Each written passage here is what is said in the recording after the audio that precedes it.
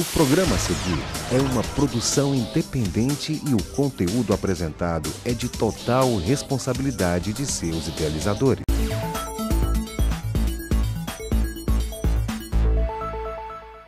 Segundo o Comitê Gestor do Simples Nacional, em torno de 5 milhões de empresas já estão cadastradas no sistema.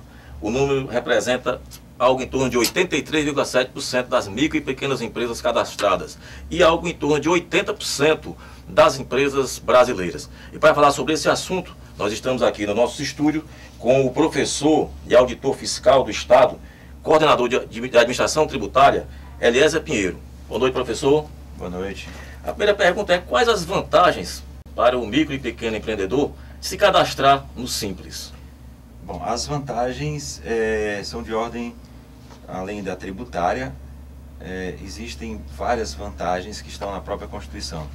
Existem benefícios que são concedidos para as micro e pequenas empresas, previstos na própria Constituição, que são os benefícios que foram antes no Estatuto da microempresa e agora na Lei Complementar 123. E esses benefícios são de ordem previdenciária, trabalhista, tributária, de desenvolvimento empresarial e creditícia. A que desponta mais para todo mundo é a de ordem tributária, e para isso foi criado dentro da própria lei complementar o Simples Nacional, que o Simples Nacional ele compõe parte do que está na lei complementar, que ela é abrangente e fala de todos os benefícios.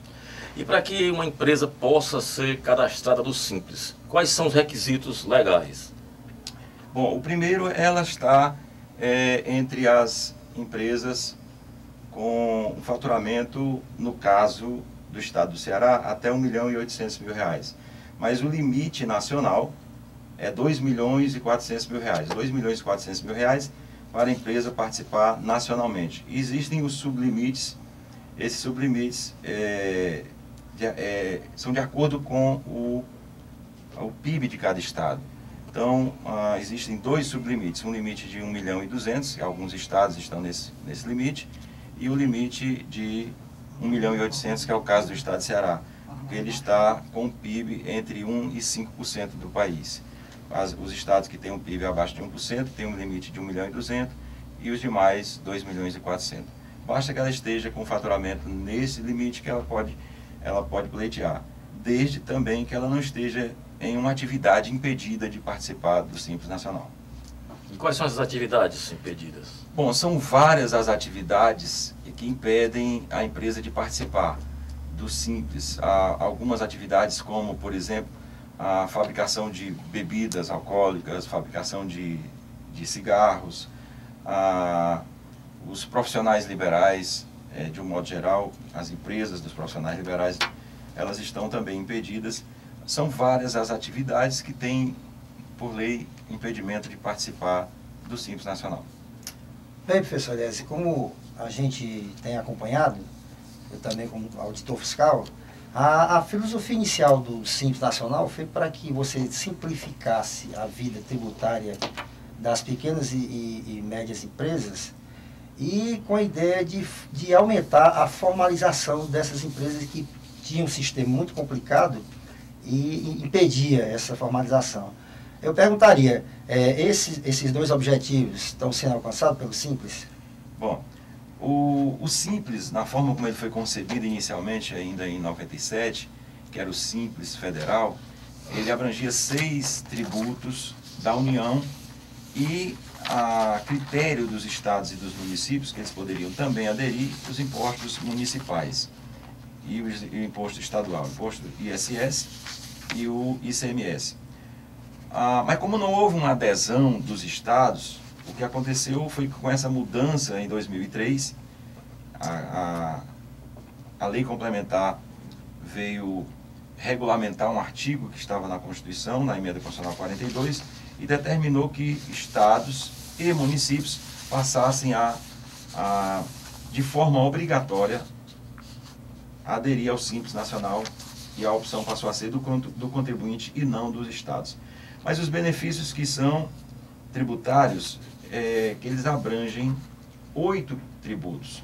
Então existem 4 impostos e 4 contribuições que estão elencadas como todas juntas para se pagar agora o imposto dentro do Simples. Então eu tenho a ICMS, o ISS, o estadual e o municipal, né? Eu já falei, e os outros impostos federais, IPI, Imposto de Renda da Pessoa Física, e as contribuições, contribuição social sobre o lucro líquido, PIS, COFINS e a contribuição previdenciária. Esses são os 8 tributos que estão abrangidos pelo Simples Nacional. Ok, professor, e a questão que eu gostaria de saber, que leio para os telespectadores, se existe uma estatística de evolução, já em relação ao pré-simples, né, e o pós-simples em relação à formalização e a evolução de pagamentos de tributos nessa modalidade. Já temos essas estatísticas? Né? Ah, sim. A nível nacional, nós evoluímos aí, se pegarmos os 3 anos, considerados os 3 anos do Simples, que foram completos, porque ele iniciou no dia 1º de julho de 2007.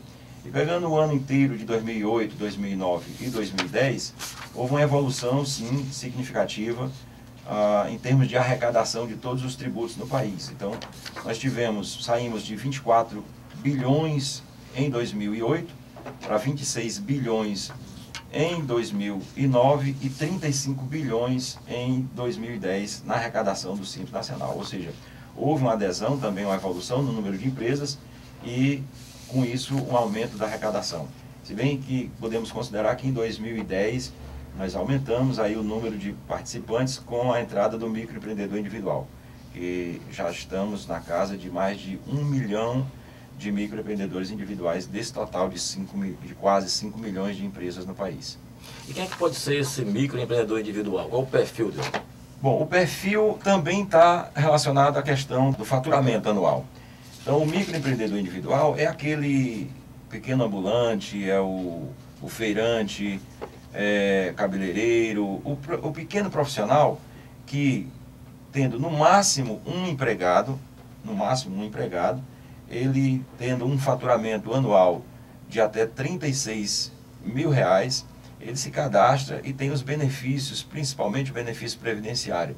Recolhe apenas R$1 de ICMS, R$5 de ISS e o restante, R$56 no total, R$50 para federal, contemplando basicamente a questão previdenciária. Porque com isso ele vai ter o benefício previdenciário para efeito da aposentadoria, para licenças e tudo mais que ele possa usufruir na Previdência. Então, para esse pequeno, o benefício do microempreendedor individual veio em boa hora, veio para ele se regularizar, para regularizar o trabalhador informal. E hoje já passamos da casa de 1 milhão de microempreendedores individuais. Professor, tudo no Brasil é muito burocrático. Aí eu pergunto, para que um pequeno empresário ou uma microempresa possa se cadastrar no Simples, leva quanto tempo? Qual é o caminho a ser seguido? Em vez que o nosso programa aqui é mais voltado para as pequenas e médias empresas, para os pequenos investidores, é interessante saber qual seria o caminho que eles deveriam seguir para poder se inscrever, vamos dizer assim, se cadastrar no Sistema Nacional de Tributação Única. Muito bem. O microempreendedor individual, já começando por ele tem o benefício de fazer tudo pela internet. Ele pode fazer tudo e ainda tem mais.